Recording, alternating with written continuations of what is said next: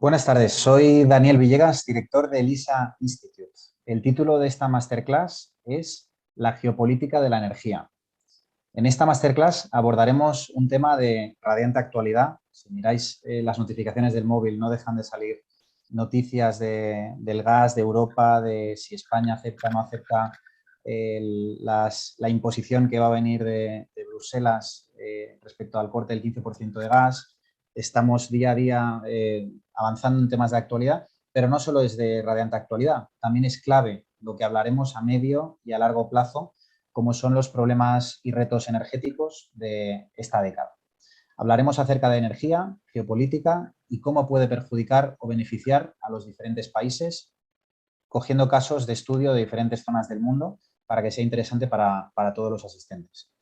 La crisis energética que estamos viviendo ha abierto una carrera por dominar la producción y distribución de energía, principalmente de electricidad, que será una de las principales temas que hablaremos durante esta masterclass. Y todo ello orientado a reducir el peso del petróleo, el carbón, el gas, no solo por el cambio climático, sino también por no depender tanto de los países productores de estos. Un ejemplo de ello podría ser la apuesta de países como China, que tiene un cierto afán de convertirse en un electroestado, una potencia productora de energía que se autoabastezca y que a su vez suministre a sus países vecinos. Y como no podría ser otra manera, para poder analizar todo ello, hoy me acompaña Eduardo Saldaña, experto en geopolítica, relaciones internacionales y apasionado de la comunicación y divulgación internacional. Para el que no lo conozca y aún no le siga en Twitter, que tiene un perfil muy activo y os animamos a seguirle, Eduardo es codirector de El Orden Mundial, también conocido como EOM, uno de los principales medios de análisis internacional en español. De hecho, diría que es el más leído, ¿no? Si no me equivoco, Edu, es el más, Yo el medio más leído por lo que tengo traqueado, sí, en pero español. Edu es graduado en Relaciones Internacionales y máster en Estudios Africanos por la UAM. También es ponente, conferenciante y colaborador en multitud de medios de comunicación, donde suele participar para analizar la actualidad o compartir su opinión, sus análisis al respecto. Eduardo además es profesor del curso de analista internacional que se ofrece conjuntamente entre el ISA Institute y el Orden Mundial, así como también es profesor de nuestro máster profesional de analista internacional y geopolítico, que ya tiene inscripciones abiertas en isainstitute.com.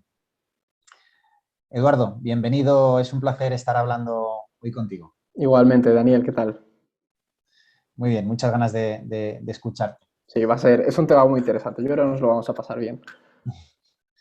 Informaros que tanto Eduardo como otros analistas de EOM, sobre todo los principales, los que llevan más años de experiencia profesional en análisis internacional, participarán como profesores en el próximo máster profesional de analista internacional y geopolítico, un máster que es 100% online, de 9 meses de duración y que ya tiene inscripciones abiertas. Para que el que no lo conozca, el objetivo de este máster online, que tiene una doble titulación universitaria con la Universidad de Estancia de Madrid, es preparar analistas internacionales que cubran la creciente demanda por parte de empresas e instituciones públicas. Como saben muy bien en el orden mundial, cada vez lo internacional gana más peso en nuestro día a día, desde las pandemias, pasando por la economía, el transporte internacional, los suministros de energía, como hablaremos a continuación, la guerra por las materias primas, la inmigración, las guerras convencionales o guerras híbridas. Todo ello influye cada vez más en nuestra vida y en la evolución de cualquier empresa, institución o país, por lo que es un foco de interés que ya sea como ciudadanos, ya sea como analistas de cualquier disciplina o en específico aquellos que trabajan en empresas multinacionales, en organismos internacionales o en cualquier cosa que tenga el apellido internacional, pues tiene un interés superlativo en conocer y profesionalizarse en estas materias como está preparado y previsto en este máster. Para más información os invito a visitar linscience.com, donde están todos los detalles de los profes, el programa y toda la información. Si tenéis cualquier consulta, pues estaremos encantados de resolverla. Pero aprovechando que tenemos a Eduardo aquí, como analista internacional, ¿por qué crees que es importante y relevante realizar este máster? Pues es que creo que además un tipo de formación que se complementa bien con otras especialidades. Es decir, por ejemplo, alguien que haya hecho un ADE hoy en día tiene que tener una base de conocimiento internacional, o incluso te hablo hasta de un ingeniero. Es decir, el tema que vamos a tratar de la cuestión energética está estrechamente relacionado con la política internacional, ¿no? Entonces yo creo que esa globalización e hiperconexión también nos lleva a una necesidad de entender una serie de elementos fundamentales que te permiten pues, saber un poco por dónde van los tiros cuando algo ocurre a nivel internacional, saber cómo reaccionar y sobre todo pues poder hacer análisis un poco más certeros, ¿no? En vez de caer en vaguedades de esto, a veces hay un poco esos espacios vacíos, ¿no? Entonces yo creo que tener una formación sólida, una base bien estructurada te permite pues adaptarte y complementar muy bien tu perfil profesional. Vamos, yo es que estudio relaciones internacionales, es decir, cualquiera que me pregunte, ¿me interesa formarme en política internacional? Es decir, sí. Y lo que está ocurriendo a nivel internacional refuerza mucho más esto. Eso es, al final, dentro del panorama internacional hay, por un lado, riesgos y amenazas, por el otro lado hay oportunidades, ¿no? Si Claro. queremos ver el mundo desde esta dicotomía, cualquiera que tenga esa sensibilidad, tenga la capacidad de escoger bien las fuentes de información cualificadas que sepan sobre estos temas y sepa un poco anticipar hacia dónde van esas tendencias o esos patrones y poder aplicarlo en su vida personal o profesional o ayudar a su empresa o su institución a tomar mejores decisiones, pues eso hoy en día en el mundo actual pues tiene un valor incalculable, ¿no? Con Y la es más, volatilidad. hasta para saber identificar fuentes, Daniel, que muchas veces al final, con toda esta cuestión de la desinformación, también el tener esas ideas base en la cabeza te ayuda a decir, esto. Es clave, sin duda que es clave. Genial. Pues para comenzar la masterclass, le iremos formulando a Eduardo las preguntas que nos han hecho llegar los alumnos de los cursos y másteres de ELISA Institute. Mientras tanto, los asistentes, por favor, no dudéis en ir formulando las preguntas que queráis, que consideréis oportuno a colación de lo que vamos comentando, aquellas preguntas, inquietudes que podáis tener. Y si vienen a colación, se las plantearemos al momento y si no, pues la dejaremos para el final, para resolverlas en última instancia. Para aquellos pocos que no conozcan qué es el orden mundial, que no sigan aún en Twitter, en el resto de redes donde estáis presentes, ¿podrías explicarnos qué es, cuál es vuestra misión, vuestros objetivos? Pues mira, nosotros somos un medio de análisis internacional divulgativo. Esa sería un poco la clave, ¿no? Porque nosotros nos dedicamos a acercar todos los asuntos internacionales, las relaciones internacionales, no simplemente geopolítica, seguridad, sino el amplio espectro que viene a representar también los asuntos internacionales al gran público. Porque es lo que te decía antes, nosotros vemos que hay un interés por lo internacional que cada vez nos afecta más y que encima la coyuntura acompaña y refuerza mucho más lo que estamos planteando. Y lo hacemos siempre en español. Y nos enfocamos hacia el público hispanohablante. Debemos un poco pues, de lo que tradicionalmente se ha hecho en Reino Unido, en Estados Unidos o en Francia, pues con The Economist, Foreign Policy, Foreign Affairs, y que aquí no se hacía y no se adaptaba a una forma de comunicar que facilitara al público entender lo que ocurre fuera. Entonces intentamos hacer un poco fácil lo difícil, ¿no? Sería el resumen de la política internacional. Y hoy con la charla lo vamos a ver. O sea, yo voy a intentar simplificar realidades complejas y acercárnosla a todos. Fenomenal. ¿Cómo estáis organizados? ¿Por regiones, por ámbitos de especialización, por idiomas? Pues nosotros tenemos gente aquí en la oficina, o sea, un equipo, por ejemplo, de cartografía. Nosotros trabajamos mucho los mapas, que además me he traído una serie de mapas que iremos poniendo para complementar la charla.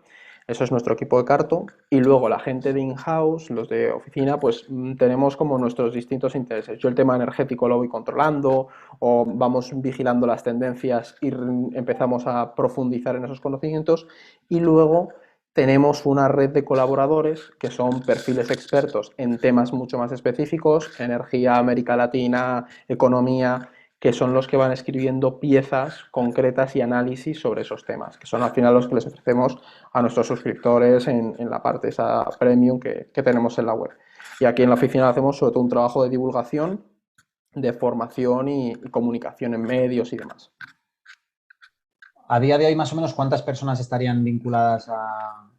Pues en oficina seremos unas 10 personas, 8 o 10, porque tenemos también unos puestos de gente en formación con nosotros y luego de la red de colaboradores habrá en torno a unos 40 colaboradores, que unos con mayor o menor frecuencia pues van escribiendo con nosotros, se entran alguna vez en radio, en los podcasts que tenemos, pero sí, también es verdad que cada uno tiene su profesión, su trabajo, pues no pueden estar todo el día escribiendo con nosotros. No, pero aporta un valor añadido brutal porque al Claro, final podéis escribir de cosas con mucha especialización y que que un te, generalista no podría, ¿no? Claro, y te permite decir, yo no sé de todo, es decir, puedo hablar a nivel general, porque la formación que tengo en relaciones internacionales, pero tengo luego a lo mejor una persona muy concreta para hablar, ponte, de bitcoins o del metaverso, pues tenemos a algún colaborador o colaboradora que lo trabaja a nivel académico, a nivel profesional, pues eso te permite dar una mayor cualificación al producto que ofreces, ¿no? Al análisis.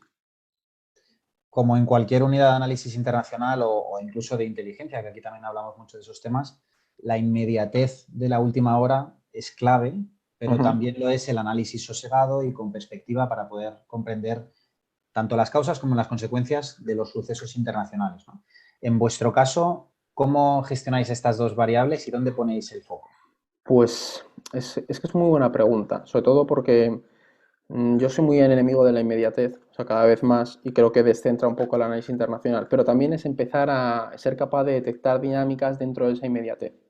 Por ejemplo, la cuestión de la crisis de alimentos, que nosotros llevamos publicando piezas y vigilando el precio de los alimentos desde mayo, abril del año pasado, porque veíamos que había una tendencia creciente. Lo mismo con la crisis energética. Ahora veremos que no es una cuestión simplemente de la guerra de Ucrania, sino que el precio de los de los combustibles ya iba creciendo, ¿no? Al final es detectar esas tendencias. Otra que se me viene a la cabeza, pues la guerra por la producción de microchips. Es algo que todavía no ha estallado, pero pues vamos siguiendo y demás. ¿Qué pasa? Ese seguimiento te permite que cuando hay una última hora tú puedas ofrecer una profundidad que otros no tenían. O unos recursos, como pues, los mapitas y gráficos que yo he traído, que nos permiten tener ese contexto necesario para entender la actualidad de ahora, ¿no? Nuestro trabajo es un poco ofrecer esa información base con la que tú comprendes la realidad que tienes. Y al final es eso, es tenerlo en seguimiento, decir, oye, mira lo que está pasando allí, no lo pierdas, vamos a ir sacando piezas relacionadas con esto porque es probable que esto ocurra. Como analistas internacionales, ¿cuáles serían los principales retos o dificultades que os encontráis en términos generales? Yo te diría, por un lado, la inmediatez, huir de la presión de las redes, y no te miento, creo que a veces también generan esa burbuja ya de estar constantemente metido y no te puedes parar a tener un poco de calma que te permite tener la perspectiva. Y luego la dificultad también de entender un mundo tan complejo como el que nos estamos encontrando, porque eso ya sería otra charla, pero esa multipolaridad en la que estamos, pero también con un nuevo diseño de bloques, pues es bastante difícil de interiorizar y de perfilar en la cabeza, ¿no? Pero yo te diría que a grandes rasgos lo más complicado es eso, es el tomar perspectiva y no caer en convertirte en un periodista informativo. Eso nosotros no tenemos que hacerlo, nosotros nos tenemos que dedicar a hacer análisis, no descripción. De hecho, es algo que si hay algún alumno del curso, les insistimos mucho, la importancia de hacer descripción y no análisis. O sea, la importancia de análisis y no descripción, perdón, que es Sí, algo que sí, sí, también sí. hay que trabajarlo bastante, sí. Sí, cambia completamente, requiere Es recursos absoluto. diferentes, metodología diferente. Exactamente. Hacer análisis de escenarios, DAFOs, todo esto que al final tiene mucho que ver con el campo de la inteligencia, pero que tú también lo tienes que aplicar a la realidad internacional y sobre todo interiorizarlo. Tú al final no llegas a ser consciente de ello. Es decir, están subiendo el precio del gas o hay un conflicto con Rusia. Tú ahí empiezas a hacer inconscientemente un análisis de escenario, pero has cogido esas aptitudes previamente para poder hacerlo. Ujú.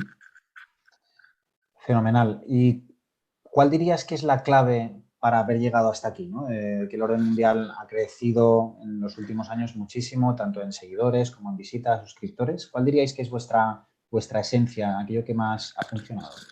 Yo creo que un poco, o sea, bastante la constancia y el asumir que nosotros somos una empresa. Es decir, yo esto no lo hago por hobby, yo me dedico a esto y tengo gente contratada para hacer esto y tenemos muy claro cuál es nuestro objetivo y analizamos qué es lo que la gente quiere que le ofrezcamos.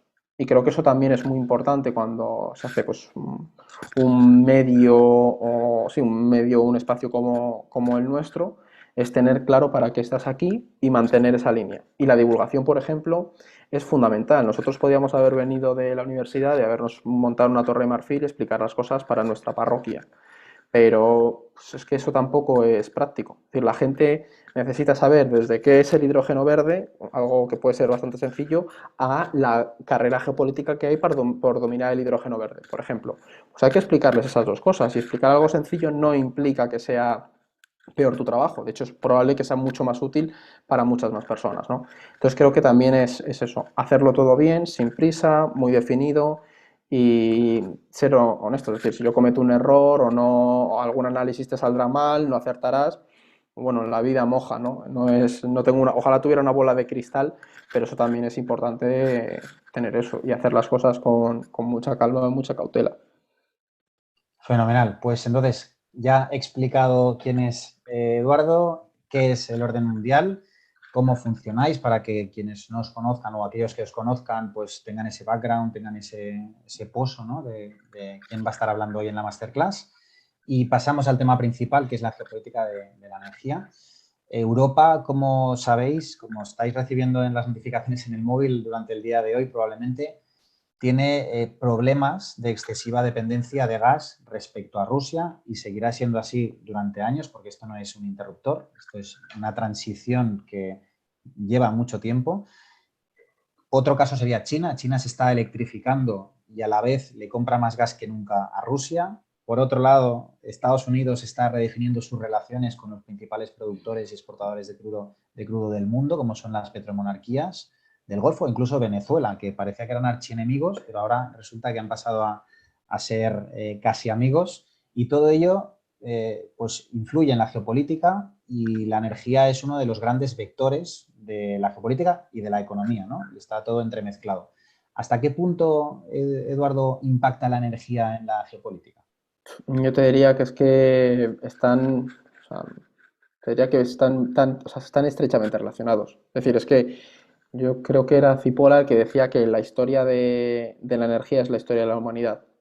Y de hecho lo estamos viendo, lo que tú comentabas del caso de Venezuela, es un cambio que nos revela mucho del mundo en el que nos encontramos y del contexto. El viaje de Biden a Arabia Saudí el otro día, lo mismo.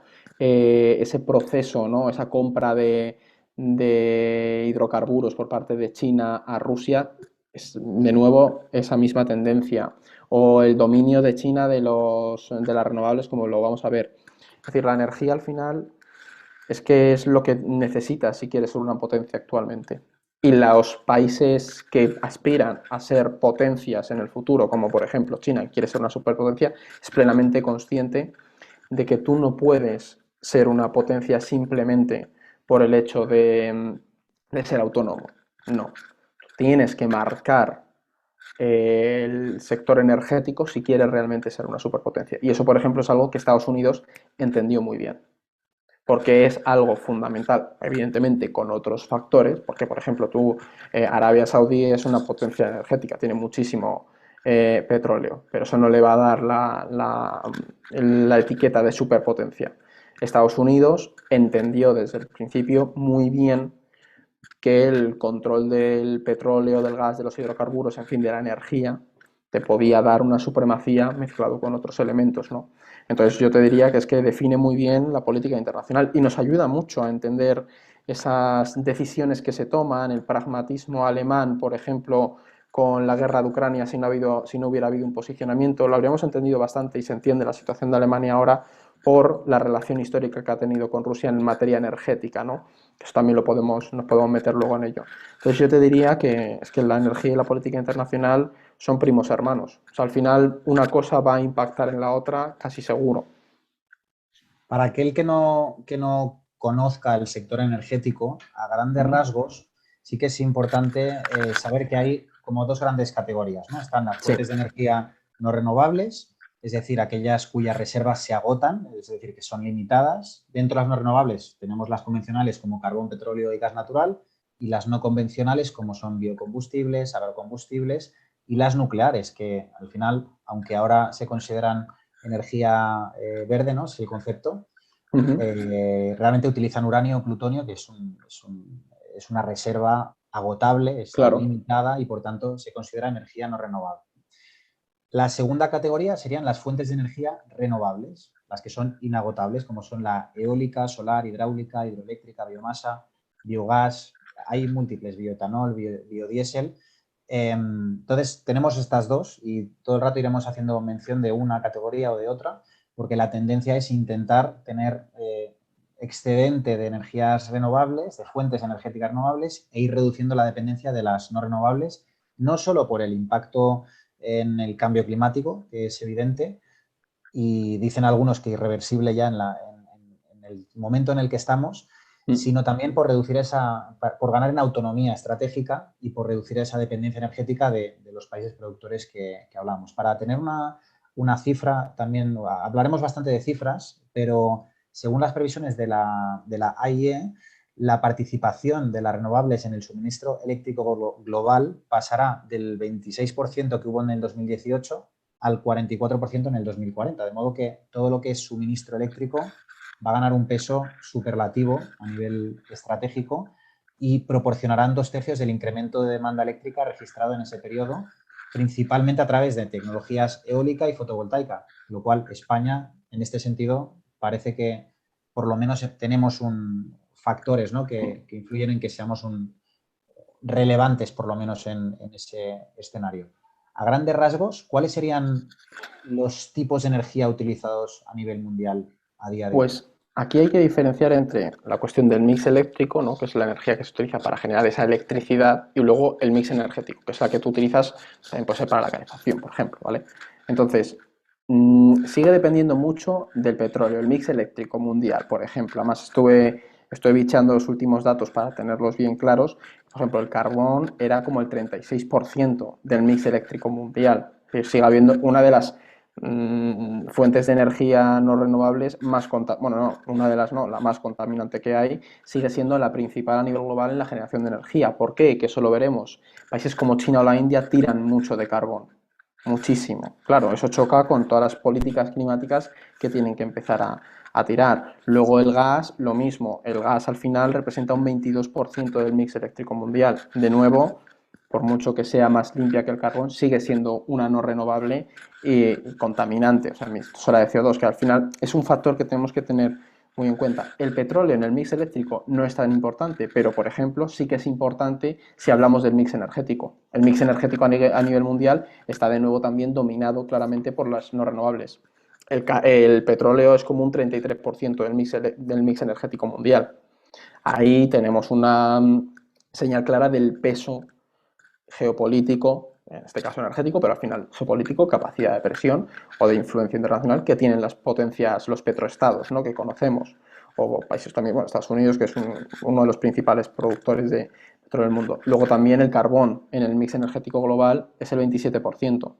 De nuevo, para toda esta cuestión de la transición energética, que mucha gente, la transición ecológica, que mucha gente nos estará escuchando, hay un reto muy grande, porque el carbón sigue siendo de las tres energías no renovables, las principales, las convencionales, sigue estando entre las dos primeras, tanto en el mix eléctrico como en el mix energético, ¿no? De hecho, además, como les he dicho a lo que tenía algunos gráficos, me he ido esta mañana a sacar para que veamos un poco las tendencias. Os voy a compartir pantalla en un momento para que veamos un poco cómo ha evolucionado ese mix energético mundial. Creo que lo estáis viendo, ¿vale? Y aquí vemos en plan, veis claramente desde principios del siglo XX un crecimiento en el uso de energías, y lo que vemos es que evidentemente aumentan las no renovables, pero sigue habiendo un aumento muy grande del carbón, el petróleo y el gas a nivel internacional, ¿no? Entonces, ¿qué pasa? Que es cierto que es verdad que, a ver, tengo que ver cómo dejo compartir pantalla, que ahora me he liado con esto. Aquí, mira, perdón. Dejar de compartir pantalla. Es verdad que se están haciendo avances en el uso de las no renovables a nivel internacional, pero lo que tenemos claro y se ve es que la tendencia sigue llevándonos a un aumento del consumo de las no renovables. Entonces, para que nos esté escuchando que no lo tenga muy, muy en la cabeza, yo diferenciaría esas energías, y sobre todo, como es algo que vamos a debatir bastante, ¿no?, en esa búsqueda de la autonomía, que es fundamental para países como por ejemplo China, lo que vemos es que les va a ser muy difícil dar un salto de una a otra, porque la tendencia internacional, en esa tendencia sigue habiendo mucha presencia de esas energías no renovables, sobre todo carbón, gas y petróleo. Entonces, claro, ¿eso qué pasa? Antes hablábamos de qué tiene que saber un analista, pues tiene que tener claro esa tendencia y tiene que ver las dificultades que esto entraña. Y más en el contexto internacional que ahora tenemos. Es decir, si esas energías ya eran tan importantes, en el momento en el que hay escasez, no te vas a poner a hacer en el corto plazo una transición energética. Vas a tirar, como está pasando, de esas energías, porque ya tienes las infraestructuras, ya tienes todo preparado para usar esas energías para producir electricidad y energía en general y mantener tu industria activa, ¿no? Por eso estamos viendo cuestiones como el uso del carbón de nuevo en Alemania, cómo China está manteniendo el uso del carbón, está acumulando gas, petróleo, etc. Entonces, para tener un poco eso, yo te diría que la tendencia es que es verdad que las renovables están aumentando, de hecho yo creo que se han cuadruplicado desde hace 20 años, no sé, tengo el dato por aquí, yo creo, para que no, que luego llega y nos dicen que los datos nos hemos equivocado, pero yo te diría, así a bote pronto, sí, ¿no es? Se ha cuadruplicado, pero ¿qué pasa? Que en las últimas décadas se ha ido ralentizando. ¿Por qué? Porque tienes otros países que también quieren tener un desarrollo económico y al final tienen que tirar de energías que son sobre todo combustibles fósiles, que es el gran debate que ha habido siempre. Por ejemplo, países como la India tradicionalmente han sido los grandes defensores de esa idea de los países de la periferia global que señalaban que esa transición ecológica la tenían que hacer las grandes potencias que ya habían contaminado para desarrollarse y que al final no le podías exigir a países como la India que hicieran esa transición. ¿Qué ocurre? Que en los últimos años han visto que claramente el cambio climático va a más, que sus ciudades están contaminadas y que tienen que revertir eso. Entonces, ahí también nos explicamos un poco ese crecimiento que ha habido desde los años 50 del uso de hidrocarburos. Por supuesto, también el que aumentan las clases medias, aumenta el uso de energías a nivel internacional, pero bueno, tenemos un poco la esperanza de que las renovables y la nuclear van encontrando poco a poco hueco, pero a nivel proporcional sigue siendo muy reducido. Ujú. Perfecto, pues tenemos una idea de la distribución aproximado de cada tipo de energía. No os lo he dicho, pero un poco, para que en cuanto a datos, un 16% es las no renovables y la nuclear. O sea, el objetivo es que a futuro, pues eso llegara a estar entre el 30 y el 40%, ahí se empezaría a notar, pero claro, fijaos en la tendencia, va a ser muy lento. Las renovables y la Y nuclear, la ¿no? nuclear es un 16% y solo las renovables sería como el 11,5% del mix energético mundial. De modo que las no renovables son Pues plantéate, 80%. sí, te diría que sí, casi el 80%. Claro, por Porque ahí eso tienes que meterle las no convencionales, que en países, con lo que te decía antes, en países como la India sí que se usa mucho la biomasa a nivel local o individual, ¿no? Que la biomasa, las no convencionales son como el 6%, más o menos, quitando la nuclear, ¿no? Entonces vale. sí, o sea, a nivel internacional las no renovables siguen teniendo un peso a costar mucho. De hecho, hay ya muchos analistas energéticos referentes que plantean que va a ser imposible alcanzar los objetivos de emisión que se han planteado. O sea, que es irrealizable. Claro, por eso también, para analizar el impacto de la energía en la geopolítica, gran parte del peso lo tienen las no renovables. Claro, Porque si al final es lo único que hay, lo único que está instaurado y que realmente es útil para mover la y economía, pues es lo que más exactamente. impacta, ¿no? En las relaciones de poder. Para tener también unos datos clave, tanto de quiénes son los principales países productores. En el Uh -huh. caso del petróleo, para recordarlo, serían Estados Unidos, Arabia Saudí, Rusia, China, Canadá, Irak, Irán, Emiratos, Brasil, Kuwait y México. Por Sí. este orden, en ocasiones hay un año que sube uno, baja otro, dependiendo un poco de la estrategia de producción y de las reservas que se van encontrando y de las técnicas como el fracking y demás, pero ese es un poco el top 11 de países que producen el 71% de petróleo del mundo. Hay bastantes de estos países que producen mucho petróleo, pero que luego no lo exportan, Uh -huh. que lo usan para autoabastecerse a nivel interno, para que su economía funcione y incluso algunos de estos, sobre todo las grandes potencias, tienen que importar petróleo de terceros. Estados Unidos, pese a ser el principal productor, importa petróleo por 70 billones de dólares, o China, que importa por 230 billones de dólares al año.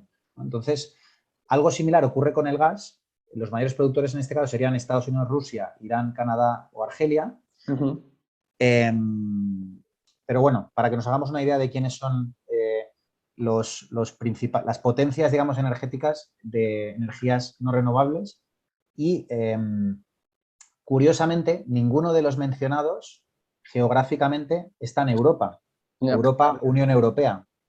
Rusia, considerándolo dentro de Europa, digamos, de continente, es el único que está aquí y la situación con Rusia es la que es, ¿no? Entonces, ¿cuál es la situación de la Unión Europea a nivel de producción o importaciones? ¿O cuál sería el grado de dependencia energética de fuentes de energía no renovables que tiene la Unión Europea? Es que la Unión Europea tiene una situación muy delicada.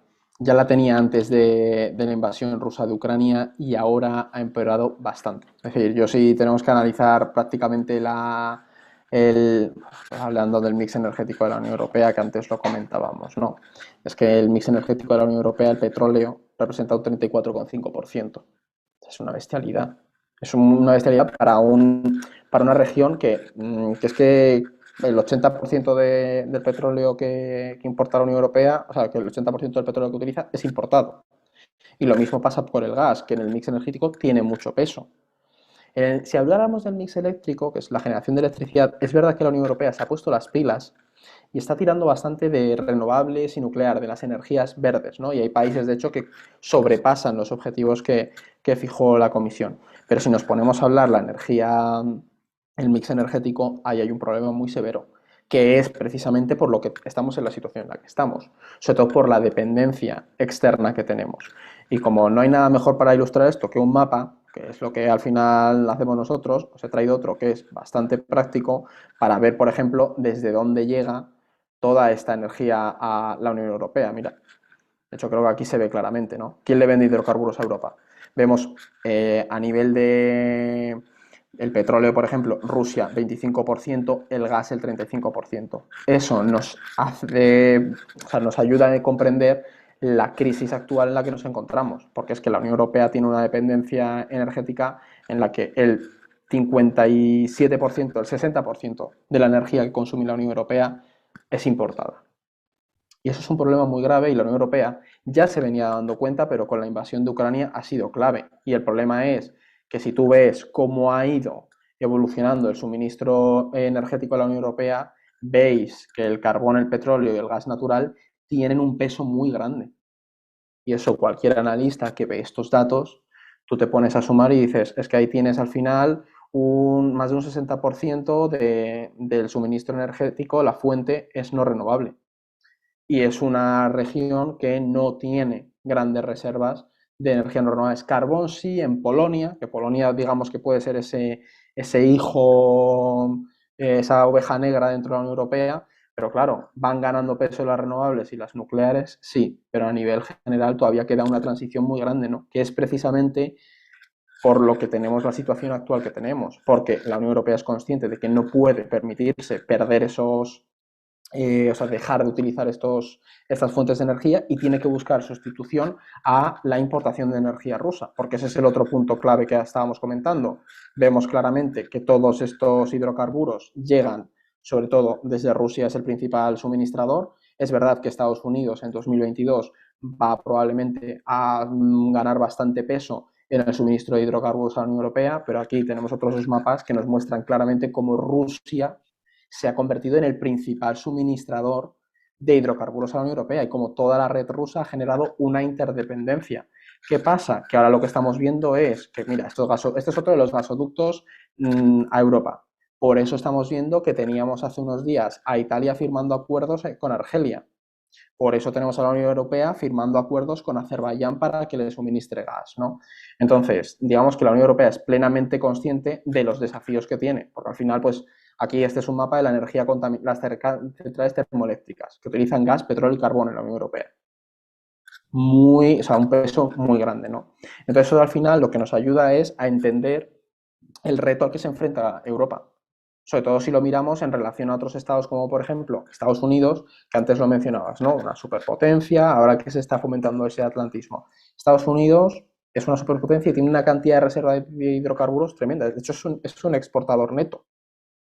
decir, es que ahora mismo Estados Unidos, con el fracking que ha desarrollado, que para quien no lo sepa, el fracking es una técnica de extracción de gas y petróleo que implica romper la roca y eso te permite llegar a yacimientos mucho más profundos. Eso ha hecho que Estados Unidos pueda convertirse en el principal productor de petróleo del mundo ahora mismo. Y de gas creo que también es, si no estoy equivocado, creo que también es el principal productor de gas ahora. O sea, si no Sí, estoy sí, equivocado, sí. sí. Estados Unidos es, creo que sí, el 24% de gas y si mal no recuerdo era como también el 20 y pico por ciento de petróleo, ¿no? Sí, sí, es líder Entonces, en gas y en petróleo. exactamente. Entonces, ¿qué pasa? Que la Unión Europea se encuentra en una situación muy delicada, sobre todo porque la transición tú la puedes hacer en un contexto internacional de calma. Pero en la situación que tenemos ahora, lo que estamos viendo es que hay una carrera desesperada por acumular energía y sobre todo en combustibles fósiles, principalmente gas, petróleo y la vuelta al carbón, por lo que hablábamos antes. En un momento en el que se te acaban otros combustibles fósiles como el gas y el petróleo, tienes que volver a recursos para los que tienes una infraestructura preparada. Pero es verdad que la Unión Europea ha desplegado ahora el programa, el de Repower Europe, que plantean buscar una autonomía estratégica, porque sabe que se ha generado una dependencia de países poco fiables, como se ha denominado a Rusia, que tienes que diversificar primero tus fuentes de hidrocarburos, sabes que dependes de ello, tienes que diversificarlo, y luego tienes que intentar desarrollar fuentes de energía internas. Las renovables, eólica, solar, pues eso hablaba que está aumentando en el mix eléctrico las renovables bastante, ya en muchos países superan con creces el límite del 20%, y luego otras como por ejemplo puede ser la nuclear, que ahí Francia está haciendo una apuesta clarísima por la nuclear para precisamente, a los franceses entienden la energía nuclear como una cuestión de soberanía. Es decir, si tú eres soberano energéticamente, no dependes de nadie. Entonces también va un poco ahí por esa línea. ¿Crees, Eduardo, que la realpolitik, es decir, la política pragmática y realista, se está imponiendo cada vez más a la política idealista, ¿no? Que la Unión Europea al final era una potencia de política idealista. Sí. De hecho, antes mencionábamos al principio el caso de Venezuela. Es decir, no sé si habrán visto algunos de los espectadores el vídeo de Maduro que hablaba lo bonita que estaba la bandera de Estados Unidos junto a la de Venezuela. El viaje de Biden hace unos días a Arabia Saudí es otro ejemplo claro. Ese giro en el discurso de la Unión Europea para con Azerbaiyán, hace unos días también vimos a von der Leyen diciendo que Azerbaiyán era uno de los socios más fiables actualmente para la Unión Europea a nivel de suministro de gas. Azerbaiyán, que es un país que hace año y medio estaba invadiendo el Nagorno-Karabaj en una guerra contra Armenia, ¿no? Y la Unión Europea además fue bastante dura con este Estado. Vamos a una situación de realpolitik, precisamente porque la escasez de energía está obligando a buscar nuevas fuentes. Y antes, sobre todo en el caso europeo. En el caso europeo se genera una dependencia, especialmente yo te diría que de Alemania. O sea, es como al final es el motor económico de la Unión y genera una dependencia muy estrecha con Rusia que viene muy de lejos. O sea, se puede culpar a Merkel y más, pero la dependencia energética viene de antes. Ese cambio de tecnología, cambio de energía, se cerró con la Unión Soviética. Entonces, ¿qué ocurre? Que en esa dependencia, en un contexto de, primero, hay que tenerlo muy, muy claro, el fin de la pandemia hizo que de nuevo se pusieran todas las fábricas a funcionar, que aumentara el precio de la energía porque países como China, por ejemplo, empezaban a demandar porque todo volvía a arrancar. Lo mismo en Europa y en Estados Unidos. Ahí ya empezó a tensarse. Y ahora, con la invasión de Ucrania, ha saltado todo por los aires. Las sanciones a Rusia obligan primero a la Unión Europea a buscar fuentes y también pues, a Estados Unidos, porque aquí hay algo muy importante que para la gente que nos esté escuchando, tú tienes la importación directa de energía, es decir, por ejemplo, yo le compro directamente energía a Rusia, pero luego hay otro elemento también muy importante que es la importación indirecta. Es decir, todos los productos que tú compras a otro país que han sido producidos gracias a la energía de otro estado. Y eso es algo que no se tiene en cuenta, pero en el contexto actual que tenemos es fundamental, porque también potencia esa realpolitik. Y me explico. Si la subida de precios se repercute en que aumenta el coste de los barcos y tienes que diversificar dónde compras X producto, también va a forzarte un poco a esa realpolitik porque dices, todo está subiendo de precio, tengo que buscarlo más barato, aunque implica hablar con el enemigo más grande que tenía, como en el caso de Estados Unidos, Venezuela, ¿no? Entonces ahí hay que tenerlo muy en cuenta. Y sí, yo creo que vamos a un escenario de realpolitik. No es simplemente una cuestión energética, también es geopolítica, pero la energía es un factor muy importante, sobre todo en el caso europeo. En el caso europeo lo estamos viendo, y no simplemente en hacer alianzas con países que son enemigos tuyos por cuestiones energéticas, también en cuanto a adelantar a socios tradicionales por otro lado. El caso español e italiano es muy interesante. Italia se está posicionando como una futura potencia energética o hub energético en el Mediterráneo. Algo que España estaba trabajando muy bien con Marruecos y Argelia. La crisis entre Marruecos y Argelia, entre Marruecos, Argelia y España, que ha estallado en estos últimos meses, Italia ha visto una oportunidad, al igual que Francia e incluso Estados Unidos. ¿Eso qué pasa? La Unión Europea está siguiendo la Realpolitik y este es el análisis que yo hago, que habrá quien me lo pueda rebatir, pero la Unión Europea lo que sabe es que tiene que asegurarse el suministro de energía. Y si que lo haga Italia, porque Italia a lo mejor tiene unas relaciones mucho más estables con Marruecos y Argelia, en el caso de todo con Argelia, tiene unas relaciones más estables con Argelia y no tiene conflictos potenciales. La Unión Europea probablemente te diga, pues que sea Italia el que nos suministre la energía, porque nos vamos a asegurar que de repente, si le hace algo a Marruecos, Argelia no se va a enfadar porque no hay ningún tipo de conflicto, ¿no? Entonces creo que eso nos está llevando a un escenario claramente de realpolitik en eso, sí.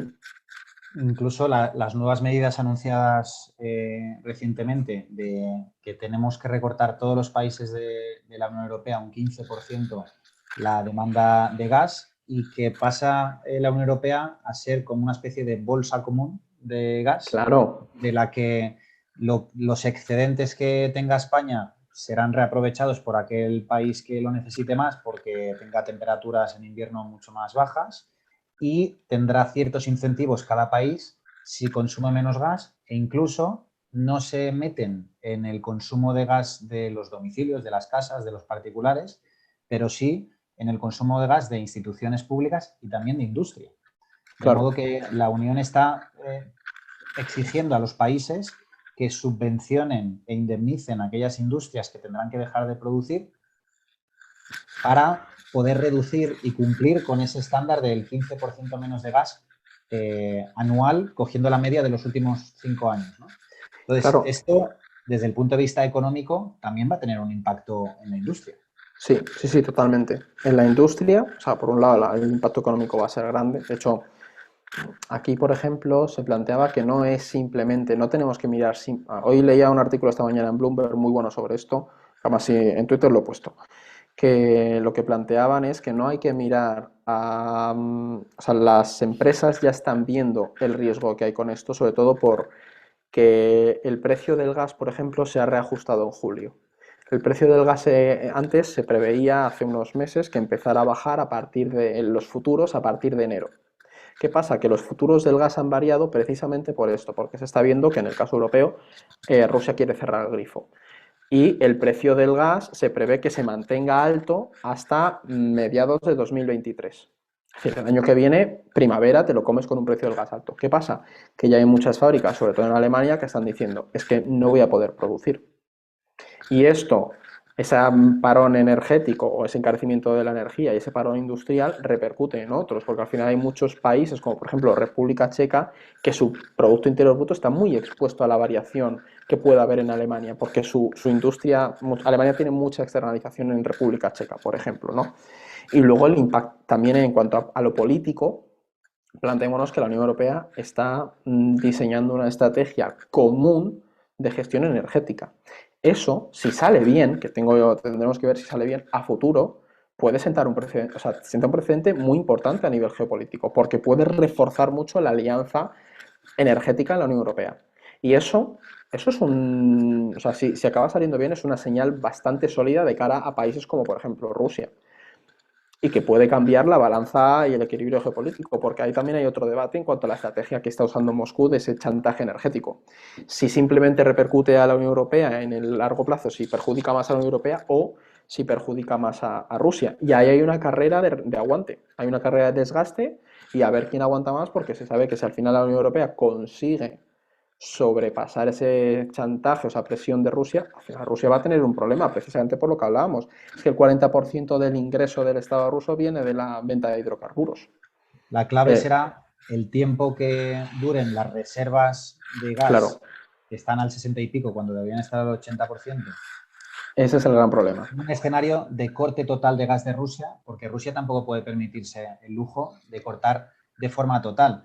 El escenario que los analistas en seguridad internacional y en geopolítica apuntan es que probablemente atendiendo a averías Exacto. en el transporte de gas, atendiendo a falta de mantenimiento, a incidencias, vaya produciendo cortes que no sean imputables a una intencionalidad dolosa que justifiquen otras medidas o sanciones por parte de la Unión Europea o de la OTAN y afectar, digamos, como gota malaya hasta que la Unión Europea realmente tenga una cierta autonomía energética, Claro, lo cual dicen que hasta dentro de mínimo 2 años va a ser completamente imposible. pero por eso la Unión Europea, por ejemplo, se está lanzando a buscar alternativas. Y aquí de repente te encuentras con que se abren puertas. Por eso hablamos antes de la energía y la geopolítica. Es que están muy ligadas. Es que al final, si la Unión Europea necesita gas nigeriano y que llegue nigeriano del Golfo de Guinea y que llegue a través de Marruecos y Argelia, la Unión Europea va a asegurar la estabilidad de esas zonas. Porque sin ese gas y ese petróleo se cae toda la industria y la economía se para, ¿no? Hablábamos de la importancia. Lo mismo pasa con, por ejemplo, el caso francés, o sea, en cuanto a la importancia de asegurar tus fuentes de energía en países o regiones que pueden ser más inestables. El caso de Níger es muy sonado, las operaciones de Francia en todo el Barcam y en todo el Sahel. Al final buscan también asegurar una fuente de uranio que tienen países como Níger, por ejemplo. Pues lo mismo va a pasar a futuro. La Unión Europea va a buscar alternativas. Y en lo mismo Estados Unidos. Que Biden se tiene que ir a hablar con Bin Salman y decirle que bueno, que no pasa nada, que ya de nuevo estás entre los principales actores mundiales, se va a ir. Por eso tiene mucho que ver con la Realpolitik y luego los cambios geopolíticos y las alianzas que vamos a ver. Y al final hará que a lo mejor algunos estados en el corto plazo, porque eso es otra cuestión importante, no olvidemos que aunque o sea, la invasión de Ucrania ha supuesto un shock y ha hecho que la transición ecológica se frene. Pero la transición verde es un objetivo, simplemente por la cuestión climática, pero también por la autonomía energética. Y para países, para la Unión Europea, pero también para países como China. O sea, China es plenamente consciente y la India de que tiene una contaminación en las ciudades que hace imposible que eso se mantenga si en el largo plazo no hacen una transición. Y lo están buscando. Entonces, bueno, pues ahora se intentará abastecer con hidrocarburos, las potencias, los petroestados y los principales exportadores de gas aprovecharán la oportunidad y tendrán que ver cómo reinvierten eso. Habrá algunos estados cleptócratas que probablemente pues, acaben enriqueciendo unos pocos y eso no llegue a la población. Pero para algunos países que tengan esas reservas, si dan con un buen gobernante, pueden tener una oportunidad, por ejemplo, de reinvertirlo y reforzarse económicamente a nivel internacional. Es otra cuestión que se podría abrir. Ahora que mencionas las petromonarquías o los estados cleptócratas, el caso de Arabia Saudí, Kuwait, Qatar, aparte de comprar equipos de fútbol a mansalva como si fueran cromos, ¿qué están haciendo esos países del Golfo para, a la par que ven que las grandes potencias hacen transiciones energéticas a energías renovables, qué planes B o A tienen para no pasar a ser un simple desierto sin ningún tipo de actividad ni ingresos de ningún Es, tipo?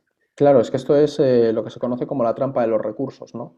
Es decir, tú tienes un hidrocarburo, sobre todo se da mucho con hidrocarburos. Tenemos el caso venezolano, en México también ha pasado con mala gestión, que al final pues no lo inviertes adecuadamente, se queda en una poca élite y acaba eso faltando. Y a Arabia Saudí le pasa lo mismo y a muchos países del Golfo Pérsico, que tienen que buscar su futuro. Esto suena un poco utópico, pero y hay distintas estrategias. Por ejemplo, para poner dos casos que así comparamos, el caso de Arabia Saudí y el de Emiratos.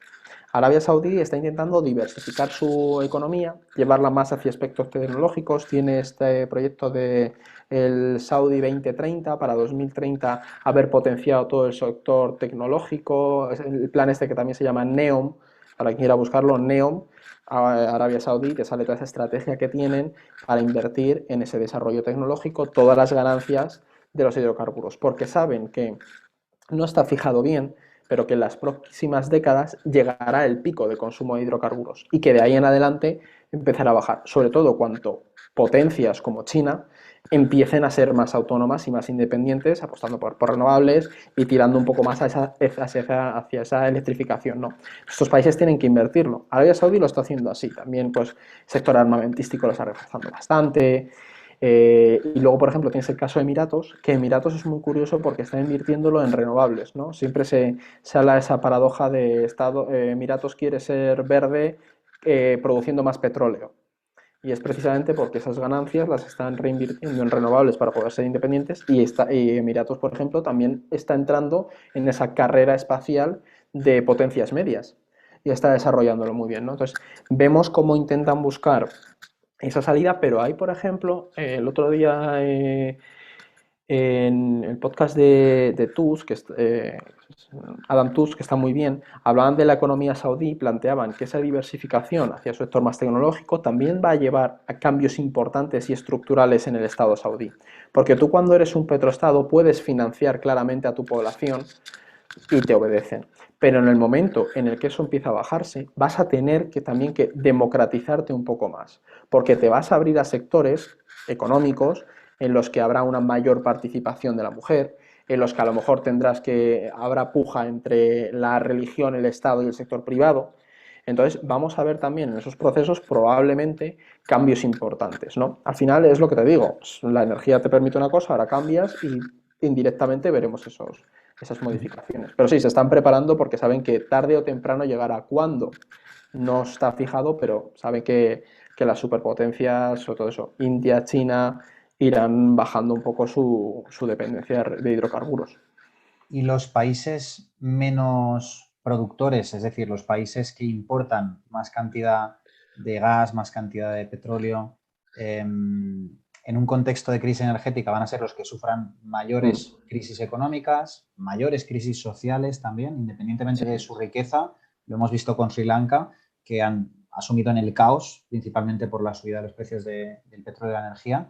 ¿Cuál es el impacto que tiene real en la sociedad una crisis energética en países altamente dependientes como los que estamos hablando? Pues es muy alto y de hecho, o sea, yo como analista, ya nosotros en E.ON ya lo advertimos antes, incluso en el caso europeo, ojo, y es muy importante porque la cuestión energética toca al sector industrial, pero es que toca todo, toca a las clases medias, a las clases trabajadoras que necesitan de esos combustibles para poder poner a funcionar sus vehículos, sus negocios. Antes, ¿qué ocurre? O sea, ya lo que voy es, había dos elementos. Por un lado, en la transición verde tú tenías esas tasas a las emisiones que ya se veía que empezaban a repercutir en los precios y eso tensaba mucho, sobre todo en los países occidentales, en Europa, que es donde más se han impuesto, ya empezaba a tensar socialmente. Esas protestas de los chalecos amarillos que vimos en Francia fueron por tasas a los combustibles, ¿no? Entonces ya ahí llamaba la atención de que en Europa te podías encontrar con algunas tensiones sociales por la cuestión de la energía. Ahora con esta crisis que estamos viendo, con la invasión de Rusia de Ucrania y estas medidas que se van a aplicar, hay un riesgo potencial de que la subida del precio de la energía acabe generando inestabilidad social aquí en Europa. Eso existe. Pero es que ya en otros estados fuera del marco europeo va a ocurrir y no es algo hipotético. En el caso de Sri Lanka es verdad que venía por políticas aplicadas, pero la cuestión es que esa presión económica de la subida de precios de la energía, también los alimentos, pero bueno, la subida de precios de la energía va a hacer que políticas que se habían aplicado que eran malas salgan a relucir mucho más. En el caso de Sri Lanka tenías todo el proceso de los fertilizantes, sube el precio de la energía, te encuentras con problemas económicos mayores y acaba estallando el país. Pasó en Líbano hace 2 años. Líbano también es un país que suele estallar con la subida del precio de las energías porque también hay que mirarlo en relación al poder adquisitivo. Y probablemente que suba 20 céntimos en un país como España no es tan perjudicial como el que suba 20 céntimos en Egipto, ¿vale? O sea, en cuanto a la economía familiar. Entonces ahí veremos mucho más impacto y bueno, al final es probable que haya protestas sociales. También hay que entender que muchos de estos países tienen una pirámide de población muy joven y eso también influye. Pero sí, la cuestión energética es clave, es grave. La energía al final marca todas esas dinámicas sociales y en el caso europeo hay bastante riesgo. Hay bastante riesgo porque preocupa seriamente el cómo se va a gestionar socialmente, que es uno de los puntos que yo creo que veo más críticos en la cuestión de la subida de precios de la energía. Países que estén notando una recesión económica y demás, sí que va a tener un impacto bastante grande. No sé qué más podemos tocar. No sé si alguno. Voy a abrir el chat por si acaso. Tin, tin, tin, tin. Vale, no habéis puesto todavía ninguna pregunta. Si alguno quiere hacer alguna pregunta, que la haga, ¿eh? Otra cosa, mira, pues voy a aprovechar y voy a tocar algo que ha comentado Daniel, que creo que nos puede ser útil a todos, y es qué están haciendo esas grandes superpotencias para reducir su dependencia de los hidrocarburos. Y a mí me parece muy interesante, a mí personalmente me gusta me resulta revelador la estrategia que está siguiendo China. Y China es un país que ahora mismo depende mucho del carbón, el mix energético chino tira mucho de hidrocarburos y el carbón es muy importante, ¿no? La cuestión es que China ha desarrollado un plan, esto es el FPY14, ¿vale? Es un plan de su transición energética. Primero, porque China sabe que tiene que ser autónoma e independiente a nivel energético, o sea, que no puede depender de esa importación energética del exterior como actualmente.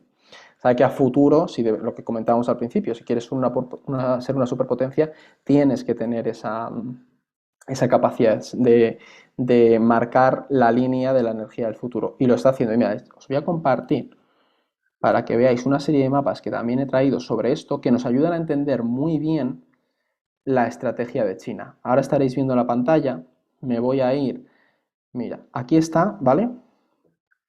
Veis que China, lo que os comentaba, tiene un reto muy grande con la descarbonización. Depende muchísimo, o sus centrales eléctricas tiran mucho de carbón. ¿Qué pasa? Que está haciendo una apuesta bastante grande por la nuclear, que aquí veis el cambio, por la nuclear. ¿Por qué? Porque eso le permite dejar, primero, de contaminar sus ciudades, que tienen un problema de contaminación severo.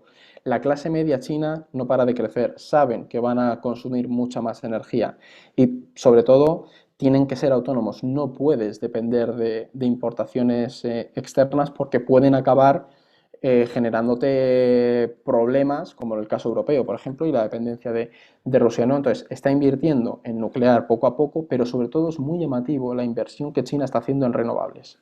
Es decir, si os fijáis en esta serie de mapas en la que he metido hidroeléctricas, eólicas, solar, vais a ver que China es país, ya es el país con mayor capacidad de generación de todas ellas. La hidroeléctrica es tremenda. De hecho, la hidroeléctrica dentro del mix energético de las renovables es una de las principales a nivel mundial y China está apostando mucho por ello. Luego también tenéis la solar. Es decir, fijaos también en China cómo está apostando por la solar.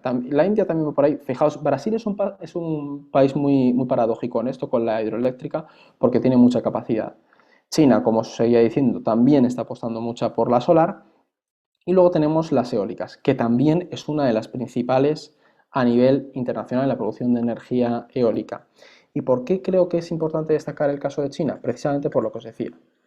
Porque está sabiendo ver el filón de la autonomía estratégica a nivel energético. Y el caso chino me lleva a otra cosa que yo no quería dejar de mencionaros, y es ese proceso de electrificación que se va a vivir en el futuro. Es algo que todavía es un poco utópico, sobre todo con el contexto internacional que tenemos, pero que no tenemos que dejar de prestarle atención. Y es el hecho de que mmm, toda esta inversión en energías renovables te permita producir mucha más energía eléctrica y llevar todo ese proceso de coches de combustión, por ejemplo, a coches eléctricos, convirtiéndote en un productor y exportador neto de energía eléctrica, es decir, crear electroestados. Y esto no es algo que nos estemos inventando de la nada y demás, no, es que China tiene desarrollados planes precisamente para poder desarrollar la exportación de electricidad en toda la región de Asia. De hecho, si mal no recuerdo, es el Global Energy Interconnection, es el plan que tiene China para interconectar distintos estados a nivel eléctrico y exportar electricidad. Por eso, precisamente, primero, pues esto es algo, es lo que os decía, es muy en el largo plazo, pero China está apostando por ello. Está apostando por ello. Es decir, China ha visto que necesita esa independencia y está haciéndolo, pero se tardará mucho tiempo. O sea, se tardará tiempo en lograrlo, pero sí que están invirtiendo muchos esfuerzos en ello. Luego hay otras potencias emergentes, grandes consumidores de energía, como es la India, que lo hemos mencionado al principio, que también está buscando alternativas. Pero el problema que tiene la India, primero, es su dependencia del carbón. China también lo tiene. Pero bueno, China digamos que tiene más fácil la gestión de protestas sociales. Pero la India, por ejemplo, depende mucho de la producción de carbón y muchos empleos. Entonces lo va a tener complicado, pero la India también quiere apostar un poco por esas energías renovables. Pero luego cuando lees los datos dices es que les va a ser muy difícil dejar de tirar de carbón y de hidrocarburos. Por continuar con las preguntas que teníamos preparadas y que han ido formulando algunos de los asistentes, el tema nuclear. El tema nuclear es un gran debate que siempre ha ocupado muchas portadas, que la Unión Europea ha pivotado en este último año, viendo un poco la que se venía. Y Francia ha sido el actor, digamos, que más se ha mojado y que ha invertido y está invirtiendo cientos de millones en potenciar esto, incluso participando en el accionariado de algunas empresas eléctricas en este caso, que ha recuperado, creo que es el 16% Hmm. de NL, de una de las principales eléctricas francesas, para evitar la quiebra, porque estaba con números rojos desde hace ya mucho tiempo. Y como, digamos, sector estratégico para Francia, pues quería tener no el control, pero sí mantener, reflotar, digamos, a la compañía en este sentido. La energía nuclear, ¿crees que es lo que nos puede salvar de esta transición energética atropellada que vamos a tener que vivir en estos próximos años? Yo te diría que va a ser un tema que va a estar muy sobre la mesa. Es decir, habrá países como por ejemplo Alemania que no creo que lleven a cabo una inversión nuclear. A lo mejor sí, si se ven muy apurados, pero sí que es verdad que se va a convertir en una alternativa. Se ha convertido en una alternativa también por la realpolitik que hablábamos, ¿no? Va a haber mucha presión y vamos a verlo claramente. De hecho, ya en la Unión Europea había una lucha geopolítica entre Alemania y Francia por dos modelos energéticos. Alemania planteaba que mejor usar gas natural, perdón, para la producción energética, mientras que Francia apostaba por la energía nuclear, advirtiendo del riesgo que tiene la dependencia del gas, que ahí en eso estuvieron vivos. Entonces vamos a ver esa pulsión, eso vamos a tenerlo claro, y de hecho Francia ya, previo a la invasión de Ucrania, Macron salió diciendo que iba a reforzar la inversión en energía nuclear, ¿no? Entonces yo creo que más países se van a sumar a eso y no descarto que, o sea, yo creo, o sea, personalmente como analista, que la situación en la que nos encontramos puede que te lleve a que haya países que decidan lanzarse a un desarrollo de energía nuclear, sobre todo porque es más rápido en cuanto a capacidad de producción. O sea, en cuanto a la capacidad de suministro de energía, es más rápida que a lo mejor todo el desarrollo de las renovables. Y además hay otro elemento importante a tener en cuenta en las renovables. O sea, al final Francia y Rusia tienen un know-how bastante importante y son países muy potentes en la construcción de energías nucleares en otros estados.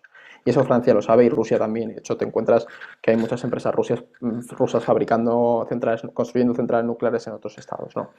Y en el caso de las renovables, por ejemplo, China controla prácticamente toda la producción de placas fotovoltaicas, de los materiales que te hacen falta para todas las renovables. Entonces ahí también va a haber una tensión, ¿no? Pero, por ejemplo, el caso francés, una cosa que está viéndose este último mes, es que aunque tengan ese número de centrales nucleares, tienen una serie de problemas, por ejemplo, a la hora de repararlas, porque hay algunas que están dañadas y tienen que repararlas urgentemente para que puedan seguir produciendo. Pero en cuanto a la pregunta de si vamos a ver una apuesta por la nuclear, yo creo que sí. Yo creo que sí, y sobre todo si perdura esta crisis energética. Es decir, si el conflicto de Ucrania se enquista, las tensiones con Rusia continúan, yo no descarto que haya más países europeos que digan, yo voy a reabrir las centrales nucleares para ponerme a producir. Igual que va a haber algunos que inviertan aún más en energías renovables, claro. La alternativa que queda a los que quieran priorizar la energía nuclear es o utilizar más las plantas nucleares que ya tienen, O- las que están apagadas, reformarlas, exactamente. puesta a punto y activarlas, porque construir nuevas no da tiempo, porque No, se no, tarda no. lustros en tener una nueva central nuclear operativa, se tardarían 10 años como mínimo. Es que ese es el gran problema que tienes. O para, o sea, por ejemplo, Alemania había algunas que había cerrado y lo que muchos estaban planteando es que que si podían ponerlas de nuevo en funcionamiento, ¿no? O lo que sí es probable que veamos es un retraso del cierre de centrales nucleares. Es decir, la Unión Europea se había puesto una serie de fechas para cerrar las centrales nucleares y es muy probable, por ejemplo, yo creo que estaban eh, previstas para pagar, no sé si era Polonia, tenía que decidir si cerraba, Finlandia también, pero por ejemplo España pues tiene una cerrada, Alemania tiene varias cerradas. Claro, ahí lo que se va a ver es qué se hace, pero luego las reactivas o no. Sobre todo porque si ves el peso de la energía nuclear en el mix energético de los distintos países europeos, el de Francia, por ejemplo, es el 70%.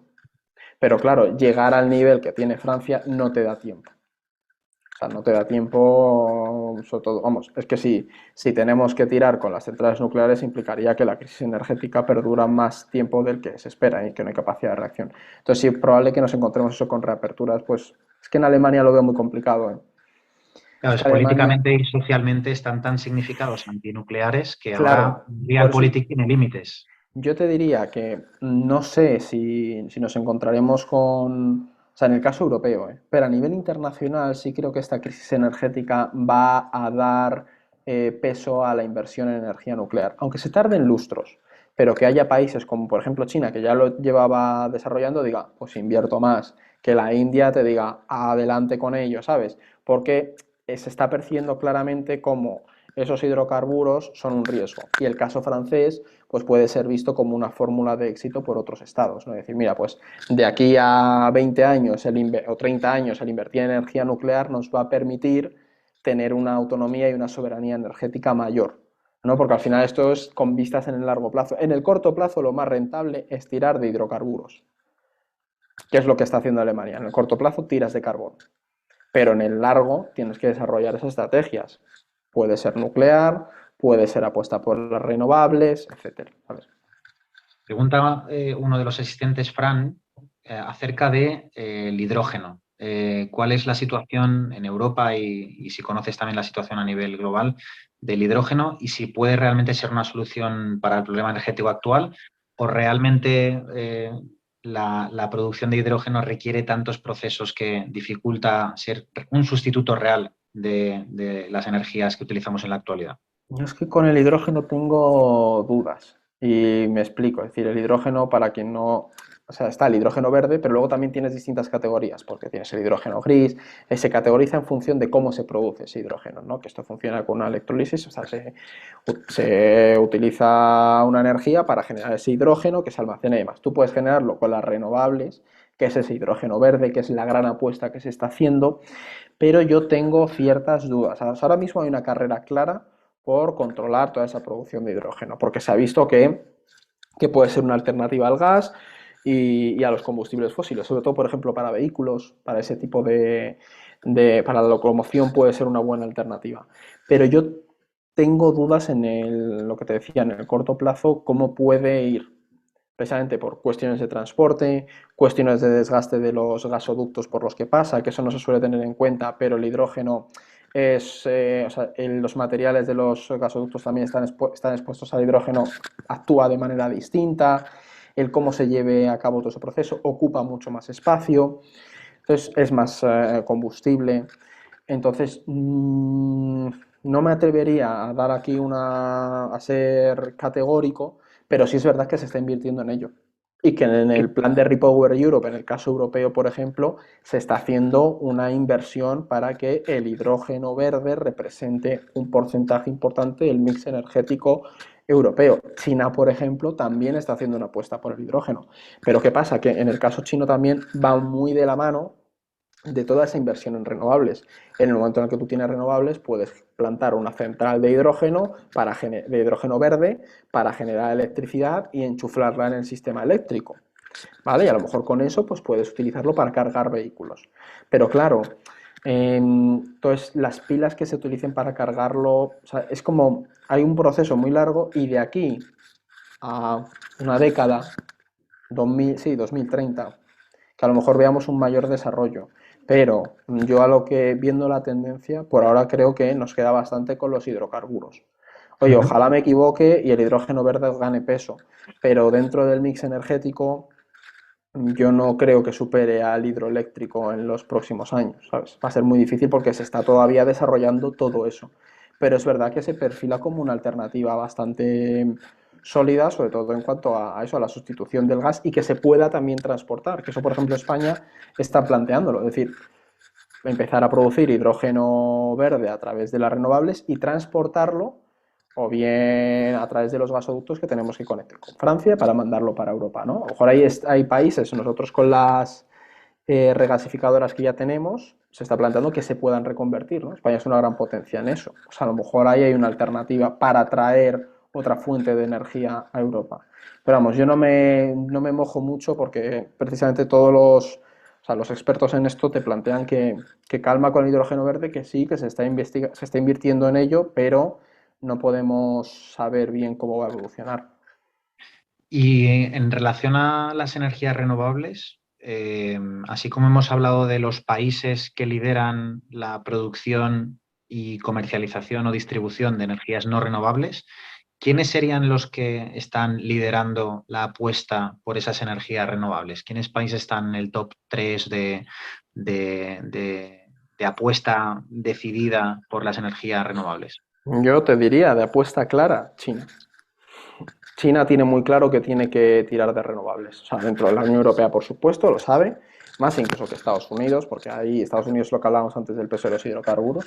Pero si yo tuviera que decirte un país que tiene muy claro que las renovables le van a ser cruciales, es China. De hecho, con los mapas que antes hemos puesto del peso que tiene la hidroeléctrica, porque es que es la principal productora.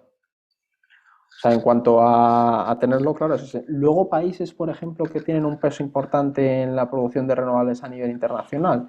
El caso de Brasil, por ejemplo, con la hidroeléctrica es importante. Y Brasil tiene un potencial hidroeléctrico tremendo.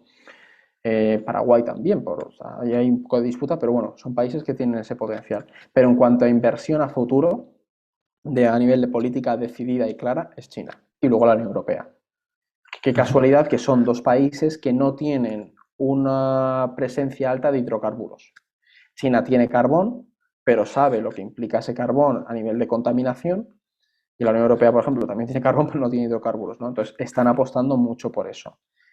Es verdad que China además está apostando no simplemente por la producción de renovables, sino la producción per se y la fabricación de esas renovables, es decir, de los molinos para la eólica, de los paneles solares. Entonces, yo creo que los chinos han dado cuenta de que va a ser el futuro y no implica simplemente producir tu propia energía, sino también ser el que controla la producción de todos los materiales, los recursos estratégicos que necesitas para eso. Para las baterías eléctricas, que eso nos daría para Ujú. otra hora aquí. Entonces, los chinos lo han visto con los recursos estratégicos, por ejemplo. Entonces, te diría que es el estado en el que fijarse. Y luego países, por supuesto, que tiene una tradición muy alta, pues como tienes los países escandinavos, bueno, que bueno, Noruega tiene su cuestión con el petróleo, que vive bastante bien de ello. Pero sí, la Unión Europea también, y es precisamente por eso, por una diversificación. Ujú.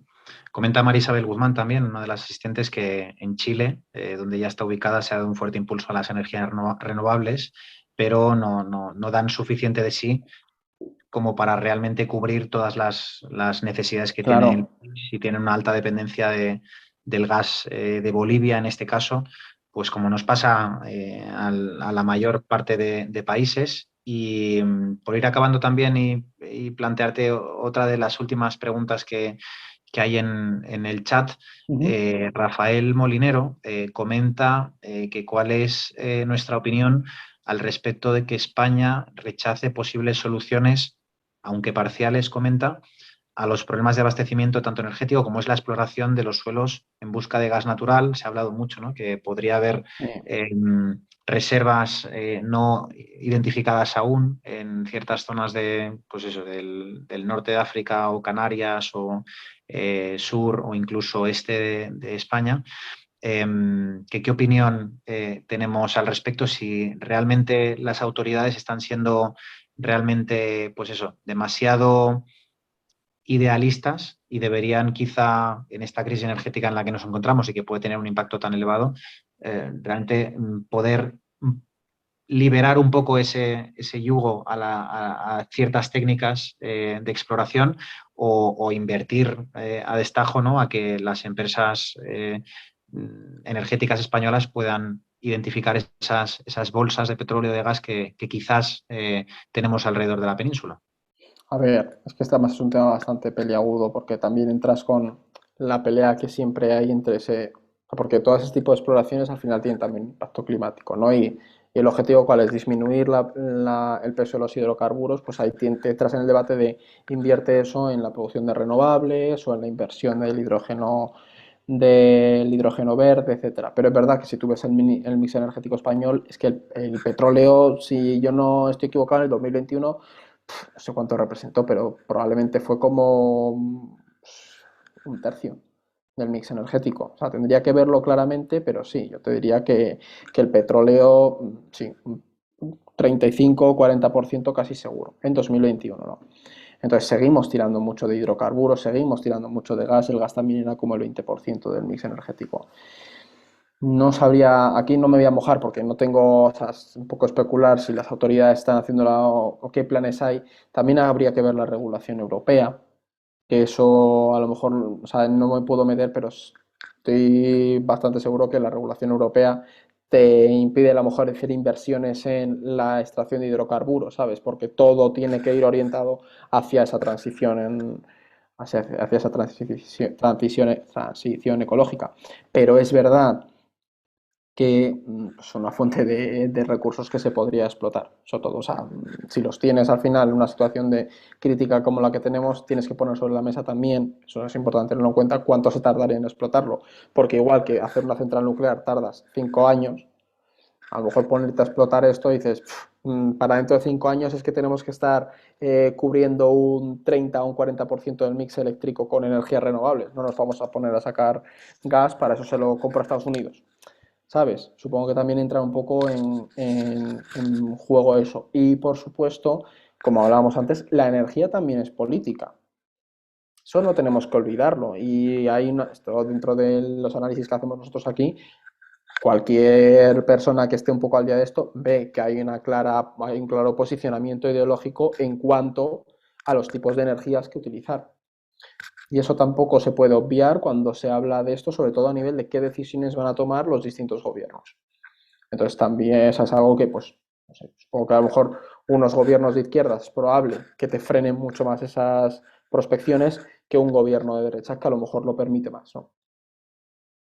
Sí, si la realpolitik, digamos, pasa a estar principalmente de moda y abundar en los países de Europa, como ha pasado con otras decisiones que se están tomando a raíz de la dimensión de la crisis energética y del posible impacto en la economía o incluso en la sociedad que podríamos tener en estos Claro. próximos meses o años, pues quizá también España en este caso decide ponderar, ¿no? Hasta qué punto Es que el impacto en el medio ambiente esa es la es el más cuestión. menor y por tanto relajamos un poco nuestra exigencia de idealista y pragmática también, por un lado, de reducir los gases de efecto invernadero y de cumplir los objetivos que nos hemos marcado. Pero mientras Y, tanto, si tiene un impacto muy grave en la economía, empieza a haber desórdenes sociales, empieza a haber un eh, impacto en la seguridad, empieza a haber también pues, problemas de otro nivel y de otro grado, pues probablemente yo creo que acaben cediendo y Seguramente. Y por ejemplo, creo que Rafael mencionaba el tema del litio y de los recursos estratégicos, las tierras raras. Es que además no me acuerdo, ahora estoy un poco, pero recuerdo que saltó la noticia de que España tenía una zona con ciertas tierras raras y demás.